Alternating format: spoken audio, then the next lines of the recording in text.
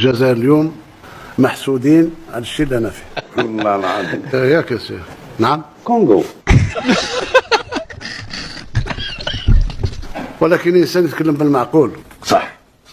الجزائر الدولة الوحيدة في العالم عندها الثلاجة نتاعها ما فيها شيء جاي من الخارج.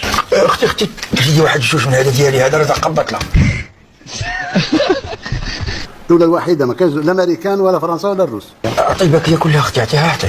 ما تعطيش القرعة نتاع الدواء هذيك ضربة واحدة. المهم الحمد لله خرجنا من عنق الزجاجة كما يقولوا. الحمد لله. الحمد لله. اليوم رانا في مشكل. ايوا كيفاش واش كاين؟ البلاد نتاعنا اليوم مشات منها تندوف ومشات منها اضرار ومشات منها تيميمون ومشات منها بني عباس. انت تتكلم جد؟ بيان احنا محسودين. قول لي علاش غادي يعينوك؟ عندك سليب واحد مفردك. احنا الدولة الوحيدة اللي فاتت المعدل اللي كانوا محاسبته له الامم المتحدة. راه قال لي ما ولدش فنجة اللي في راس الدرب. احسن نسبة نتاع تزويد بالمياه صالحة للشرب عندنا. واقيلا تم قرقب. الو سير تحلي لك راسك. ان شاء الله ان شاء الله. اذا ندخلوا في تفكير اخر. ان شاء الله بربي.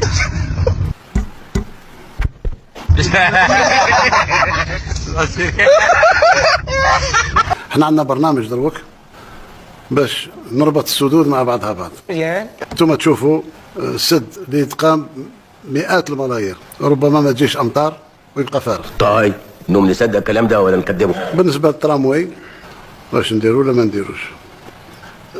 ماهوش ضروري. طيب بالنسبه للمستشفى الجامعي هذه ما نديروهاش لان ما هيش اقتصاديه. حسبنا الله ونعم الوكيل فيكم. اذا بالنسبه لمستشفى الحروق هذه ما نديروهاش. لا كيبان لي غنضرب مو بواحد. لا لا لا لا لا لا غندقدق مو الحياه ديالو. استغفر الله. اخطرح لي المشكل تاع المعادن. معادن النبيله اللي عندها قيمه كبيره هذوك تاع الدوله. دخلنا عليك والله 100%.